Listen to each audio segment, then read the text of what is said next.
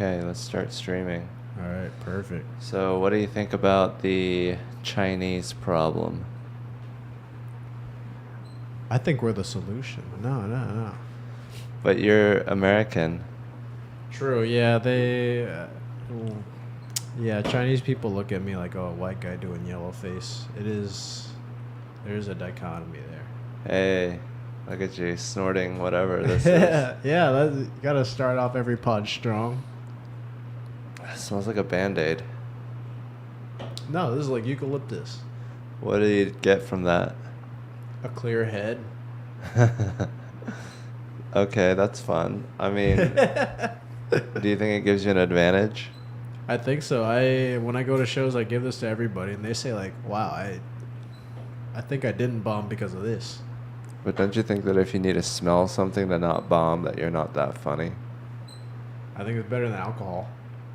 Smelling things? Yeah. What? I mean, so you think like it just clears your sinuses and sort of puts something in your head, like little molecules that go into your brain and make you think better? I think it just makes you more awake. So I guess kind of thinking better, but also it's like a little slap in the face, being like, "Let's do this." Yeah. So it's just like a shock to the system.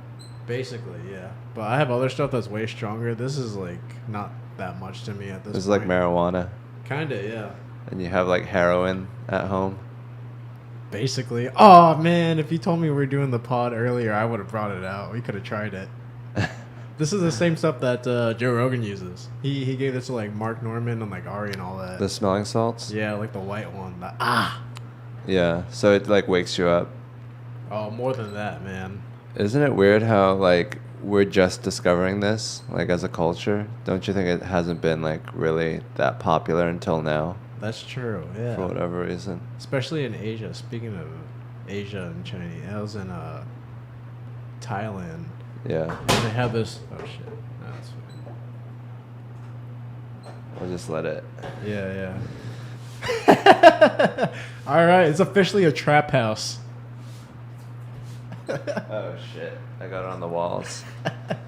It's all right. Just tell girls it's cum. You got the biggest balls in the game, dude.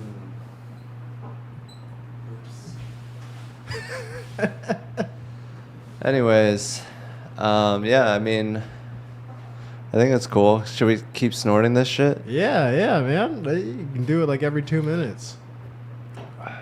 But in Thailand, last time I visited with some friends, they had this powder. It just looks like sand. They call it a nut. And you snort it, and that's like makes that look like a Tic Tac. It's nothing. Do you think it clears up your sinuses? This? Yeah. Definitely. I talked to people who were like, after I had COVID, I can't smell anymore. Yeah. And then they smell this, and they're like, it kind of like woke up my nose. Now they can smell. Sponsored by Hong Thai brand, guys. This podcast Fix sponsored this by camera. Hong Thai.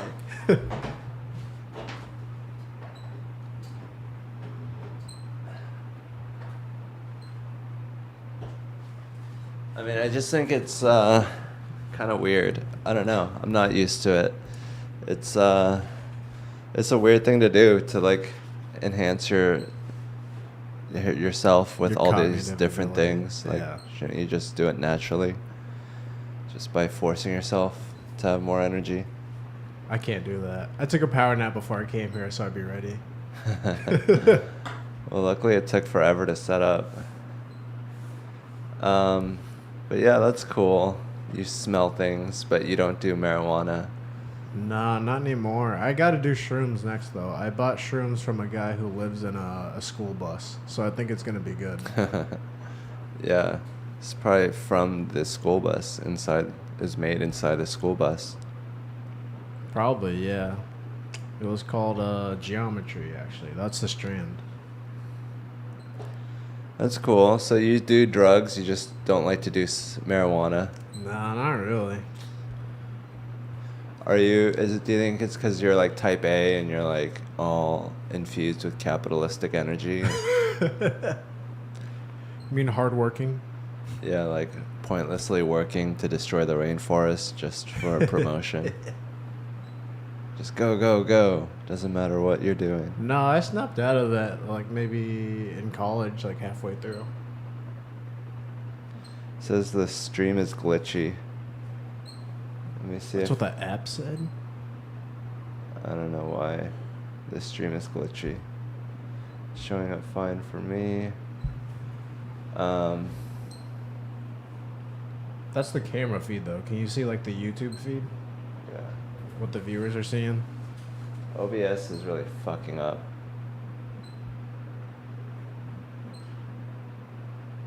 It's not that glitchy, look. Yeah, that's fine. Maybe it was. I feel like it's a little... Is that better? I can't tell. There's like a big lag. No, it's kind of wobbly now.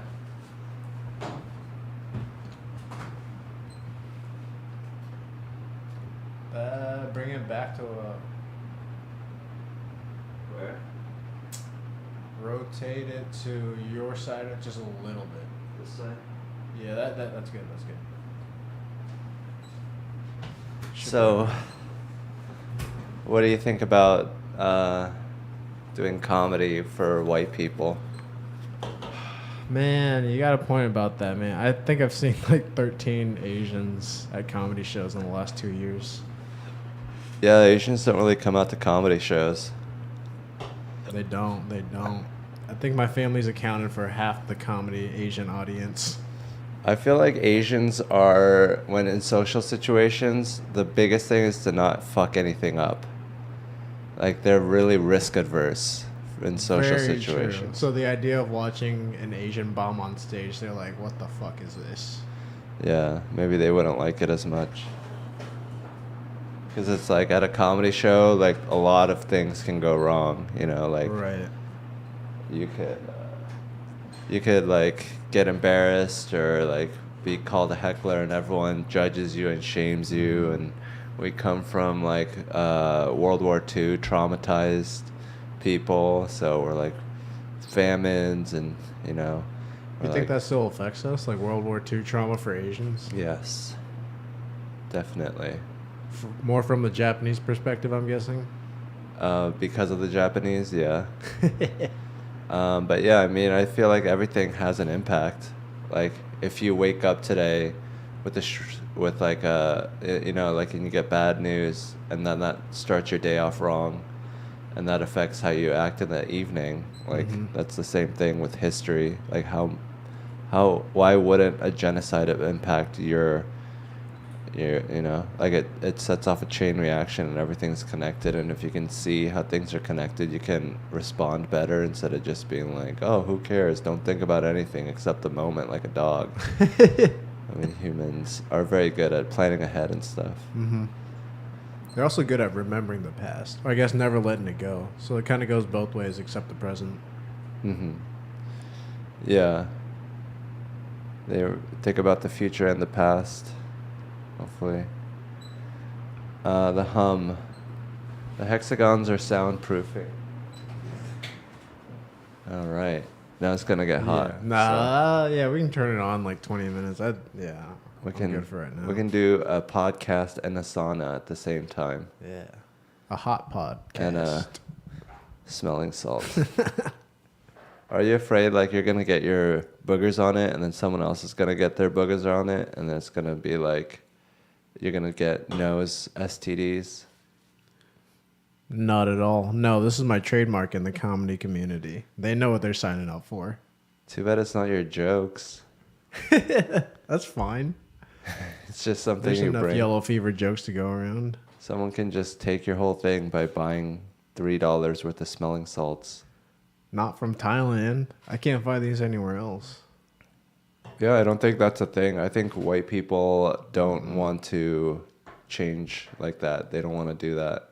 They want to just have the acceptable brain states, and that's not one of them. No, they love it, man. They love it. Well, not really, because it's not really a popular thing. But when you introduce it to them, they like it. Yeah, individually. I'm just talking about it's not like something that's accepted in this culture to do. Like, it's not a normal Fair, you do thing. get looks. You do get looks. But why is incense more popular now? Like the like ever Well, like it's too powerful. Like you can have incense because it's in the background. You're not putting it directly up to your nose, so it's not impacting you that much, even though it does. But anything that's not normal, you can't have it impact you too much. It has to just be sort of in the background, or else you're gonna have a different mind state than other people, and you're not gonna be able to conform and be a powerful player in your culture. true. You have to use pop culture to kind of revolutionize a product like this. Like put it in a Lil Nas X video. Um, what'd you say? Like I feel like if you want to make smelling inhalants like more popular, you have to put it in like a music video, like a Katy Perry music video. Dude, 13-year-old girls would like Yeah, drool it's over like an this. opium den. It's like a bunch of people sitting in a basement just smelling things and just being like, hell yeah, fuck everything. Everything's about my personal enjoyment. I'm glad you mentioned that. I'm slowly leaning towards nihilism right now, and I don't know if that's a good thing. I know, you're too good looking, and this society has very many temptations and pleasures that can trap people. Luckily, I'm too ugly to be impacted by any of the pleasures, so I'm immune. But you're like in prime position to be tempted and be led astray, so that you don't make any changes to our society. I slowly edge away from that. I've been thinking, am I more of a nihilist or am I autistic? Because I'll be talking to people and then like halfway through the conversation, just leave because I'm like, this ain't worth my time. So you don't like talking to some people, and you think that makes you a nihilist? A little bit to where you're like, this doesn't matter. It's not even fun. So you're just rude to people, and you don't face any negative consequences. So you're thinking of leaning into that. No, I don't. I don't think that's healthy. But don't you think that you should just not open yourself up to everyone, just open yourself up to a few people? That's fair. I've been thinking about like social circles. What do you consider to be like a healthy amount of close friends? Some people say 30. That doesn't sound real at all. I don't think there's a number. I think you just do whatever you can. You just fucking have as many close friends as you can, which isn't that many, but Yeah. I mean, I think like I don't have that many close friends, which I wish I had more, but it's not like I'm trying to get a certain amount. Would you say we're close friends? Because we never talk. Yeah, but I still enjoy your company. Yeah, I met you at the creek in New York. Oh, That was yeah. a long time ago. And then that night we hung out with your van. That was a memorable night. I like that. You kind of scared me though. I'm not gonna lie. Of course I did. I'm a bad Asian. You're a good Asian. No, you like spooked me. We were at the back of like an open mic, and then I didn't even see your face. You kind of came up behind me, and you're like, "So you're the attractive Asian guy everyone's talking about?" And I was like, "What the fuck?" I like covered my asshole, and I was like, "What's this guy gonna do?" Did I say that? Yeah, dude. Who was talking about you? I don't know. Like I just was maybe 3 or 4 months in. I started doing some shows, and then I guess maybe you heard about another Asian guy doing comedy. Yeah.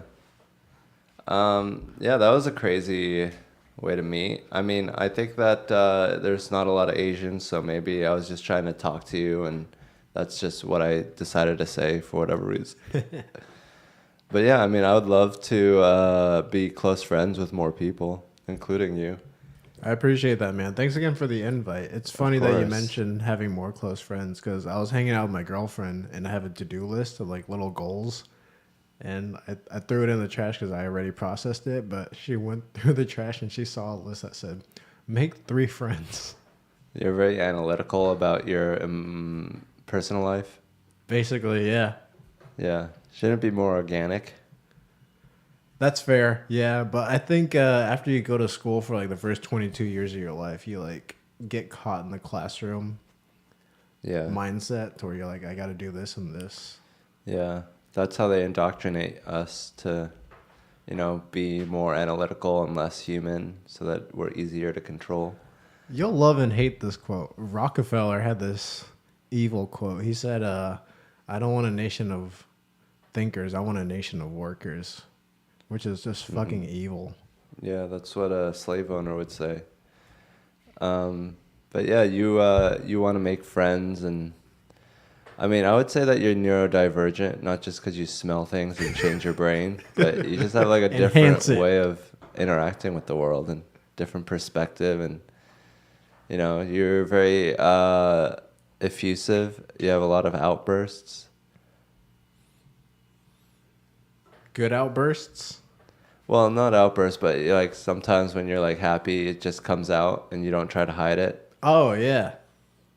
It's like you're American in some ways. But yeah, isn't it weird? Like this thing, like it forces your nose to open up.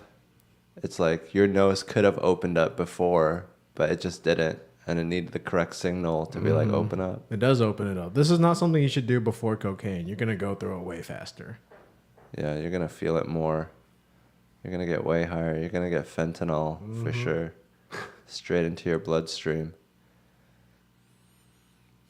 But yeah, it's crazy how like how long I go with clogged nose with a clogged nostril, and I don't even realize it. And then I clear it. I'm like, oh, I should have done that way before. I was just living with one clogged nose this whole time. And it always switches. There's always like one nostril always closed. It's like a highway construction. Which is your coke nostril? I use both. It's like always under construction. They got to repair the nose. It's like the nose is so sensitive. And I think especially now because like the pollutants in the air and the amount of male trees that we plant right next to each other so that they're all releasing dandruff or whatever, sperm. There's male and female trees? Yeah. What the hell? The female trees have fruit. And we were like, we don't want fruit.